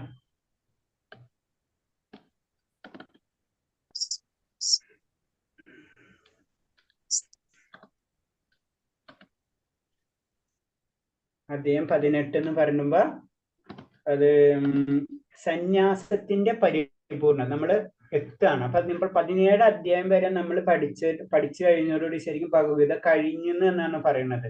18ാമത്തെ അധ്യായം ഇതേപോലെ തന്നെ എല്ലാത്തിന്റെ ഒരു രത്ന ചുരുക്കമാണ്. ഇത്രയും പറഞ്ഞ് 17 അധ്യായത്തിന്റെ പറ്റി 18 അധ്യായത്തിൽ പല ശ്ലോകങ്ങളും പല അധ്യായത്തിൽ നിന്ന് കാണാം. നമുക്ക് പല ചെറിയ രീതിയിൽ നമുക്ക് അത് മനസ്സിലാക്കാൻ പറ്റും. ഇതിന്റെ എല്ലാത്തിന്റെ 17 അധ്യായത്തിന്റെ ഒരു രത്ന ചുരുക്കം പോലെ തന്നെയാണ് ഈ അധ്യായത്തിൽ. ഇവിടെ സന്യാസത്തിന്റെ പരിപൂർണത എന്ന് പറയുമ്പോൾ സന്യാസം എന്താണെന്നുള്ള അതിന്റെ ഡെഫിനേഷൻ പറഞ്ഞത്. എന്താണ് സന്യാസം, അതിന്റെ അൾട്ടിമേറ്റ് പരിപൂർണത എന്താണെന്ന് ഇതിൽ പറഞ്ഞത്. നമുക്കറിയാം അത് എന്താണ്. സിമ്പിൾ ആയിട്ട് നമുക്ക് മനസ്സിലായ ഭഗവാനിൽ പ്രാപിക്കുക അല്ലെ, ഭഗവാന്റെ ലോകത്തിലേക്ക് എത്താം, അല്ലെങ്കിൽ ആ പരമാനന്ദത്തിലേക്ക് എത്താം. അതാണ് സന്യാസം. അല്ലാണ്ട് നമ്മൾ ചിന്തിക്കുന്ന പോലെ ഉള്ള സന്യാസമല്ല. നമ്മൾ സാധാരണ ഇതിൽ കാവി ഡ്രസ് ഇട്ട് നടക്കുക എന്നുള്ളതല്ല സന്യാസം. സന്യാസം എന്ന് പറഞ്ഞാൽ കംപ്ലീറ്റ് ഭക്തിയുടെ സേവനം, ഭഗവാനിലുള്ള പരിപൂർണമായിട്ടുള്ള സമർപ്പണം. അതാണ് ശരിക്കും സന്യാസം. അതാണ് ഇതിൽ പറയുന്നത്. അടുത്ത ശ്ലോകം, അതിൽ ഫസ്റ്റ് ശ്ലോകം വായിച്ചോളൂ. അർജുന ഉവാച സന്യാസസ്യ മഹാബാഹോ തത്വമിച്ഛാമി വേദിതും ത്യാഗസ്യ ച കൃഷികേശ പൃഥക് കേശി നിശൂദന. അർജുനൻ പറഞ്ഞു, മഹാബാഹുവായ കൃഷ്ണ, കേശിയെ ഹനിച്ചവനും ഇന്ദ്രിയങ്ങളുടെ നാഥനുമായ ഭഗവാനെ, ത്യാഗത്തിന്റെയും സന്യാസത്തിന്റെയും ഉദ്ദേശം എന്തെന്നറിയുവാൻ ആഗ്രഹമുണ്ട്. ഹരേ കൃഷ്ണ പ്രഭു. അപ്പൊ ഇതിൽ പറയുന്നത് എന്താണ്? അർജുനൻ പറഞ്ഞു, ബാഹുബാഹുവായ കൃഷ്ണ, കേശിയെ ഹനിച്ചവൻ ഇന്ദ്രിയങ്ങളുടെ നാഥനുമായ ഭഗവാനെ, ത്യാഗത്തിന്റെയും സന്യാസത്തിന്റെയും ഉദ്ദേശം എന്തെന്നറിയാൻ ആഗ്രഹമുണ്ട്. അപ്പൊ ഇതിൽ 2 കാര്യങ്ങളുണ്ട് പറയാം. അർജുനൻ ചോദിക്കുന്നത് കാരണം എന്താണെന്ന് വെച്ച് കഴിഞ്ഞാൽ ത്യാഗത്തിന്റെയും സന്യാസത്തിന്റെയും ഉദ്ദേശം അറിയാൻ സാധ്യത. അപ്പൊ നമ്മൾ പെട്ടെന്ന് നമുക്ക് മനസ്സിലാക്കുക എന്നാൽ ത്യാഗവും സന്യാസം. സന്യാസി തന്നെയല്ലേ ത്യാഗം. ത്യാഗം ചെയ്യും. സന്യാസിക്കണമെങ്കിൽ പലരും ത്യാഗം ചെയ്യേണ്ടി വരില്ലേ? അപ്പൊ അർജുന അത് ഒന്നും കൂടെ ക്ലിയർ ചെയ്യാനാണ്. നമ്മൾ ലാസ്റ്റ് എത്തുമ്പോൾ ഒരു ചാപ്റ്റർ അല്ലെങ്കിൽ ഒരു കൺക്ലൂഡ് ചെയ്യുമ്പോൾ ചില പോയിന്റ്സുകൾ സംശയങ്ങൾ വരുമല്ലേ. അപ്പൊ ഇത്തരം കാര്യങ്ങൾ പറഞ്ഞിട്ടുണ്ട്. എന്നിരുന്നാൽ കൂടിയും അതൊന്നും കൂടെ ക്ലിയർ ചെയ്യാൻ നോക്കണം അർജുനൻ. കാരണം ത്യാഗവും സന്യാസവും ഇത് രണ്ടും ഒന്ന് തന്നെയാണോ അല്ലെങ്കിൽ രണ്ടും 2 ആണോ എന്ന് ചോദിക്കുന്ന ഒരു ചോദ്യമാണ്. അപ്പൊ അതിൽ പറയുന്നത് ഭക്തിപൂർവമായ ഭഗവത് സേവനമാണ് ജീവിതത്തിന്റെ പരമ ലക്ഷ്യം എന്ന് ഭഗവത്ഗീതയിൽ എല്ലാ അധ്യായങ്ങളും ഊന്നി പറഞ്ഞിട്ടുണ്ട്. സത്യത്തിൽ അതാണ് ശരിക്കും സന്യാസം എന്ന് പറഞ്ഞത്. ശരിക്കും അതാണ്. പക്ഷെ ത്യാഗത്തിലെ കൂടെ നമുക്ക് കടക്കാം. അതെന്താണ് 6-ാം അധ്യായത്തിൽ നമ്മൾ പഠിച്ചിട്ടുണ്ടല്ലോ. 6-ാം അധ്യായത്തിൽ വരുമ്പോൾ എന്താണ് നമുക്കറിയാം, യോഗകളാണ്. അതിൽ ഫുൾ വിരക്തിയാണ് അല്ലെ, ത്യാഗങ്ങളാണ് നമ്മൾ ചെയ്യുന്നത്. അപ്പൊ അതിൽ കൂടെയും പോകാൻ കഴിയും. അതിൽ കൂടെ നമ്മൾ പോകുമ്പോൾ എവിടെ എത്താം? നമ്മള് ബ്രഹ്മസാക്ഷാത്കാരത്തിന് പരമാത്മ സാക്ഷാത്കാരത്തിലേക്ക് നമുക്ക് എത്താം. അവിടെ എത്തിക്കഴിഞ്ഞാൽ കഴിഞ്ഞാൽ അൾട്ടിമേറ്റ് പിന്നെ ആ വ്യക്തി വീണ്ടും ഉയർന്നാലേ ഭക്തിയുത സേവനത്തിലേക്ക് കടക്കാൻ കഴിയുള്ളൂ എന്ന് പറഞ്ഞ പോലെ അൾട്ടിമേറ്റ് സന്യാസം തന്നെയാണ്. ത്യാഗം തെറ്റല്ല എന്ന് പറഞ്ഞു. അപ്പൊ ഇത് പറയുന്നുണ്ട്, ഇതിൽ പറഞ്ഞത് എന്താണ്, ജീവിതത്തിന്റെ പരമലക്ഷ്യം എന്ന് കൃഷ്ണ ഭഗവതി എല്ലാ അധ്യായങ്ങളും ഊന്നി പറഞ്ഞിട്ടുണ്ട്. 6 അധ്യായത്തില് ഭക്തി വൈഷ്ണവ സേവന പ്രാമുഖ്യം നൽകുന്നത്. ഇപ്പൊ 6ാമത്തെ അധ്യായത്തിൽ, എസ്പെഷ്യലി 6ാമത്തെ അധ്യായത്തിൽ എന്താണ് ത്യാഗത്തിനെ പറ്റി പറയുന്നുണ്ട് അല്ലെ. അപ്പൊ ഇവിടെ 2 വ്യത്യസ്ത വിഷയങ്ങളായ ത്യാഗം, സന്യാസം, ഇവയെ കുറിച്ച് അർജുന ആഗ്രഹിക്കും. ത്യാഗം വേറെ, സന്യാസം വേറെ. ത്യാഗം എന്ന് പറയുമ്പോൾ വിരക്തി, സന്യാസം എന്ന് പറയുമ്പോൾ അൾട്ടിമേറ്റ് ഭഗവാനില് പരിപൂർണമായിട്ട് ഭഗവാനില് സമർപ്പിതമായിരിക്കാം. അപ്പൊ അൾട്ടിമേറ്റ് നമുക്കറിയാം അതാണ് ഏറ്റവും നല്ലത്. പക്ഷെ ഇതിൽ കൂടിയും നമുക്ക് എത്താൻ പറ്റും, ത്യാഗത്തിൽ കൂടിയും എല്ലാതും വിരക്തിയിൽ കൂടിയും നമുക്ക് ഉയർത്താൻ പറ്റും. ലാസ്റ്റ് അവിടെ എത്തുമ്പോൾ നമ്മൾ അതിലേക്ക് മാറും അറിയാണ്ട്. നമ്മളെന്ന് പറയുമ്പോൾ സാധാരണ രീതിയിലുള്ള അല്ലെ അങ്ങനത്തുള്ള വ്യക്തികൾ, അതായത് മഹാത്മാക്കൾ എന്ന് വേണമെങ്കിൽ നമുക്ക് പറയാൻ പറ്റും അവരാ. അപ്പൊ പിന്നെ പറഞ്ഞ അടുത്ത ശ്ലോകം വായിച്ചോളൂ.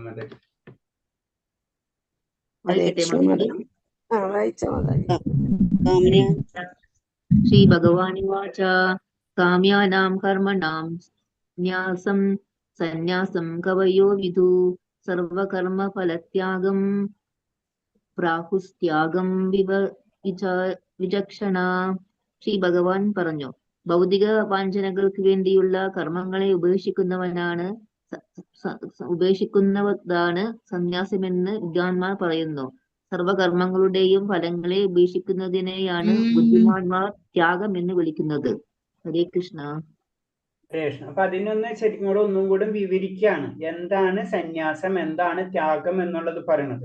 അപ്പൊ അതിൽ പറയുന്നത് ഭൗതികമായ വാഞ്ചകൾക്ക് വേണ്ടിയുള്ള കർമ്മങ്ങൾ ഉപേക്ഷിക്കുന്നതാണ് സന്യാസം എന്ന് വിദ്വാൻമാർ പറയുന്നു. അതായത് നമുക്ക് ഭൗതികമായിട്ടുള്ള ആഗ്രഹങ്ങൾ ഉണ്ടാവുമല്ലോ പലതും, അപ്പൊ അത് നമ്മൾ ചെയ്യാതിരിക്കുക, അങ്ങനത്തെ കർമ്മങ്ങൾ നമ്മൾ ചെയ്യാതിരിക്കുക. ഭൗതികമായിട്ടുള്ള ആഗ്രഹങ്ങൾ നിറവേറ്റുന്ന രീതിയിലുള്ള കർമ്മങ്ങൾ നമ്മൾ ചെയ്യാതിരിക്കുക.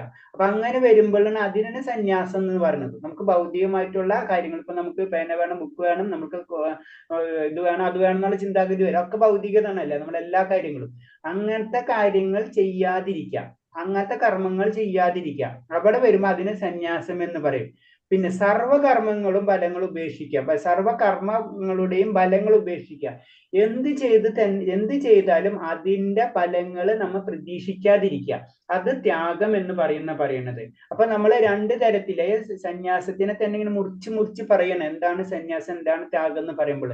അപ്പൊ അതിൽ പറയുമ്പോ വിരക്തിയാണല്ലേ, നമുക്ക് ഒന്നും വേണ്ട എന്നുള്ള ഒരു അവസ്ഥയിലേക്ക് നമ്മൾ മാറണാണ്. അപ്പൊ സത്യത്തിൽ ഇതിൽ പറയുന്നുണ്ട്, നമ്മൾ എന്താ ചെയ്യുക, അങ്ങനെ അല്ലാതെ നമ്മൾ വേണ്ടാന്ന് വെക്കുന്നത് ശരിയല്ല എന്ന് പറയുന്നത്. കാരണം എന്താണ്, നമ്മൾ പറയുന്നത് ആത്മീയത ഉത്കർഷത്തിന് ഉതകുന്ന കർമ്മങ്ങൾ ത്യജിക്കാൻ പാടില്ല. ആത്മീയമായിട്ടുള്ള കാര്യങ്ങൾ, ഉയരേണ്ട കാര്യങ്ങൾ ഉണ്ടെങ്കിൽ നമ്മളെ ത്യജിക്കാൻ പാടില്ല. അല്ലാണ്ട് അല്ലാതെ ഒറ്റയടിക്ക് നമുക്ക് ചെയ്യാൻ പാടില്ല, ഒന്നും വേണ്ടാന്ന് വെക്കാൻ പാടില്ല. അത് ശരിയല്ല. നമ്മൾ ചെയ്യേണ്ടത് എന്താണ്, നമ്മള് ഭഗവാന്റെ കാര്യങ്ങളിൽ നമ്മൾ ചെയ്യണം. അതാണ് പറഞ്ഞത്, ആ കാര്യങ്ങൾ നമ്മൾ ചെയ്യണം. അതാണ് ആത്മീയമായിട്ടുള്ള കാര്യങ്ങൾ നമ്മൾ ചെയ്തുകൊണ്ടിരിക്കണം. അങ്ങനെ വരുമ്പോൾ നമ്മൾ പരിപൂർണമായ സന്യാസത്തിലേക്ക് നമ്മൾ കടക്കുള്ളൂ എന്ന് പറയുന്നത്. അപ്പൊ ഹൃദയശുദ്ധിക്കും ആധ്യാത്മിക ജ്ഞാനത്തിനും വളർച്ചയ്ക്ക് വേണ്ടുന്ന കർമ്മങ്ങൾ അനുഷ്ഠിക്കുക വേണം. നമ്മൾ എന്താ ചെയ്യേണ്ടത്, നമ്മളെ ഹൃദയമായിട്ടുള്ള ശുദ്ധിക്കും ആത്മീയമായിട്ടുള്ള ജ്ഞാനത്തിനും നമ്മൾ ബുക്കുകൾ വായിക്കണം. ഇപ്പൊ എല്ലാ കർമ്മങ്ങളും വായിക്കണം, നാളെ ഭഗവത വായിക്കില്ല എന്ന് പറയുന്ന പോലുള്ളത്. അങ്ങനെ ചെയ്തിട്ട് കാര്യമില്ല. നമ്മളെ ഭഗവത, അത് ആത്മീയമായിട്ടുള്ള കാര്യങ്ങളിലേക്കുള്ള കാര്യങ്ങൾ തീർച്ചയായും അങ്ങനത്തെ കർമ്മങ്ങൾ നമ്മൾ ചെയ്യണം, അനുഷ്ഠിക്കണം എന്നാണ് അതിൽ പറഞ്ഞത്. ഇൻഡയറക്റ്റ് ആയിട്ട് നമ്മൾ സന്യാസം എന്ന് പറയുമ്പോൾ നമ്മൾ എന്താ ചെയ്യണം എന്ന് പറഞ്ഞു കഴിഞ്ഞാല്, നമ്മള് ആത്മീയമായിട്ടുള്ള കാര്യങ്ങൾക്ക് വേണ്ടിയിട്ടുള്ള കർമ്മങ്ങൾ അനുഷ്ഠിക്കുകയും ഭൗതികമായിട്ടുള്ള കർമ്മങ്ങൾ നമ്മൾ ഉപേക്ഷിക്കുകയും വേണം. അങ്ങനെ അതിന്റെ ഇൻഡയറക്റ്റ് ആയിട്ട് പറയുന്നത്. 3ാമത്തെ ശ്ലോകം. ഹരേ കൃഷ്ണ. ത്യാജ്യം ദോഷവതിരേകേ കർമ്മ പ്രാഹുർമനീഷിണ യജ്ഞദാന തപകർമ്മ ന ത്യാജ്യമിതി ചാപരേ. എല്ലാ കാമ്യകർമ്മങ്ങളും ദോഷകരങ്ങളാകയാൽ ത്യജിക്കണമെന്ന് ബുദ്ധിമാന്മാരായ ചിലർ പറയുന്നുണ്ട്. യജ്ഞം, തപസ്, ദാനം എന്നിവ ഒരിക്കലും ഉപേക്ഷിക്കാൻ പാടില്ലെന്ന് മറ്റു ചില ഋഷികൾ അഭിപ്രായപ്പെടുന്നു. ഹരേ കൃഷ്ണ. ഹരേഷ് ഇതാണ് പറഞ്ഞത്. ഈ യോഗികളെ പറ്റി പറയുമ്പോൾ എല്ലാ കാമ്യകർമ്മങ്ങളും ദോഷകരങ്ങളാകിയാൽ ത്യജിക്കണമെന്ന് ബുദ്ധിമാന്മാർ ചിലരുണ്ട്. യജ്ഞം, തപസ്, ദാനം എന്നിവ ഒരിക്കലും ഉപേക്ഷിക്കാൻ പാടില്ലെന്ന് മറ്റ് ചില ഋഷിമാർ അഭിപ്രായപ്പെടുന്നുണ്ട്. അപ്പൊ ഇത് കഴിഞ്ഞ ശ്ലോകത്തിൽ തന്നെ നമുക്കത് ക്ലിയർ ആയി. യജ്ഞം, ദാനം, തപസ് അല്ലെ, ഇത് നമ്മൾ ചെയ്യണം. ഇതൊക്കെ ചെയ്യുന്നതോടുകൂടി എന്താണ് നമുക്ക് സംഭവിക്കുക? നമ്മൾക്ക് ആത്മീയമായിട്ടുള്ള ഉന്നമനം നമുക്ക് സംഭവിച്ചുകൊണ്ടിരിക്കും അല്ലെ. നമ്മൾ ചെയ്യണം. കാരണം അങ്ങനത്തെ തപസ്സുകൾ ചെയ്യുമ്പോൾ, വാഗ്മയമായിട്ടുള്ള തപസ്സുകൾ നല്ല രീതിയിൽ ഒക്കെ ചെയ്യുമ്പോൾ തന്നെ നമ്മൾ ആത്മീയമായിട്ട് മുന്നേറിക്കൊണ്ടിരിക്കും. അപ്പൊ അങ്ങനെയാണ് ചില ഋഷിമാർ പറയപ്പെടുന്നത്. അങ്ങനെയാണ് ചെയ്യേണ്ടത്. ഇപ്പൊ അടുത്ത ശ്ലോകങ്ങളിലൊക്കെ വരും. അതാണ് ചെയ്യേണ്ടത്. പക്ഷെ ചിലവർ പറയണമെന്ന് വെച്ച് കഴിഞ്ഞാല് എല്ലാതും ഉപേക്ഷിക്കണം എന്ന് പറയും. നമ്മൾ അത് ആ പോയിന്റിലേക്ക് എത്തും. എല്ലാതും ഉപേക്ഷിക്കേണ്ട അവസ്ഥയിലേക്ക് നമ്മൾ എത്തും. ഇതൊന്നും വേണ്ട, യജ്ഞങ്ങൾ, തപസ്സും, ദാനം ചെയ്യപ്പെടേണ്ട അവസ്ഥയിലേക്ക് നമ്മൾ എത്തും. അതും ശരിയാണ് ഇൻഡയറക്റ്റ് പറഞ്ഞ. അത് വരുമ്പോൾ അത്തരം പ്യൂരിഫൈ ഫോമിലേക്ക് നമ്മൾ എത്തുമ്പോൾ അതൊക്കെ ഉപേക്ഷിക്കുക. അതാണ് സർവധർമ്മ പരിത്യാജ എന്ന് പറയുന്നത്. പക്ഷെ അത് രണ്ടും നോക്കുമ്പോൾ ഇനീഷ്യൽ സ്റ്റേജിൽ നമ്മൾ എന്താണ്, നമ്മൾ ഉയർന്നു വരുമ്പോൾ യജ്ഞം, തപസ്സും, ദാനം ഇത് നമ്മൾ ചെയ്തേ പറ്റുള്ളൂ. അതെല്ലാം നമ്മളെ ആത്മീയമായിട്ടുള്ള അതിലേക്ക് കൊണ്ടുപോകും. നമ്മൾ അറിയാണ്ട് നമ്മൾ കൊണ്ടുപോകും. അപ്പൊ ഒറ്റയടിക്ക് നമ്മളൊന്നും വേണ്ടെന്ന് ആദ്യമേ തന്നെ ചെയ്യാൻ പാടില്ല. പക്ഷെ രണ്ടും നോക്കിക്കഴിഞ്ഞാൽ രണ്ടും ശരിയായിട്ട് വരികയും ചെയ്യും. അതാണ് ഇതിൽ പറയുന്നത്. അപ്പൊ അത് ഡീറ്റെയിൽ ആയിട്ട് പിന്നീട് വരും. നമുക്ക് നിർത്താം. ഞാൻ അടുത്ത ക്ലാസ് തുടങ്ങും. ഓക്കെ, ഇതിൽ എന്തെങ്കിലും സംശയം ഉണ്ടോ? ഇത്രയും പറഞ്ഞതിൽ കഴിഞ്ഞ അധ്യായത്തിൽ സിമ്പിൾ അധ്യായമാണ്. ശ്രദ്ധാവിഭാഗങ്ങൾ അല്ലേ? ശ്രദ്ധാവിഭാഗങ്ങളല്ലേ പഠിച്ചത്?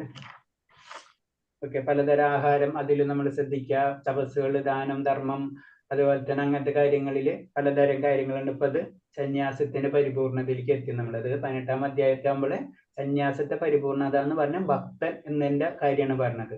ഭക്തൻ എന്ന് പറയുമ്പോൾ ഭക്തൻ എന്തൊക്കെ ചെയ്യണം, എന്താണ് അങ്ങനത്തെ കാര്യങ്ങൾ കൺക്ലൂഷൻ പോലെയാണ് ഈ അധ്യായത്തിൽ പറയുന്നത്. അപ്പൊ ആദ്യം പറഞ്ഞ സന്യാസം അല്ലെങ്കിൽ ത്യാഗം എന്ന് പറഞ്ഞു. അപ്പൊ അതിന്റെ ഒരു കാര്യങ്ങളാണ് ഇതിൽ പറഞ്ഞത്. അപ്പൊ അത് നമുക്ക് മനസ്സിലായി. സന്യാസം നമ്മൾ ചെയ്യേണ്ട കാര്യങ്ങൾ, ആത്മീയമായിട്ട് പുരോഗതിക്ക് ചെയ്യേണ്ട കാര്യങ്ങൾ നമ്മൾ ചെയ്തുകൊണ്ടേയിരിക്കണം. പിന്നെ നമ്മൾ എല്ലാതും എത്തുമ്പോ നമുക്ക് എല്ലാതും വിടാം. അതേ വരെ നമ്മൾ ഇതൊക്കെ ചെയ്തുകൊണ്ടിരിക്കണം എന്നാണ് പറയുന്നത്.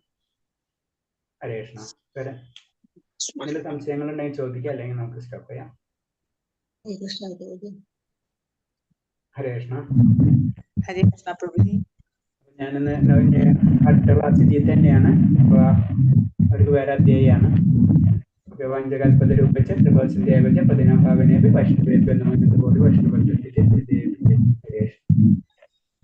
അപ്പൊ നിങ്ങൾ ഇറങ്ങിപ്പോ അവര് ഈ ക്ലാസ്സിൽ തന്നെയാണ് അവര്. അത് കാരണം കൊണ്ടാണ്. മാതാജി പ്രണാമം. എല്ലാവർക്കും പ്രണാമം. അടുത്ത ക്ലാസ്സിൽ കാണാം നമുക്ക്. പ്രണാമം. ഹരേഷ് പ്രണാമം.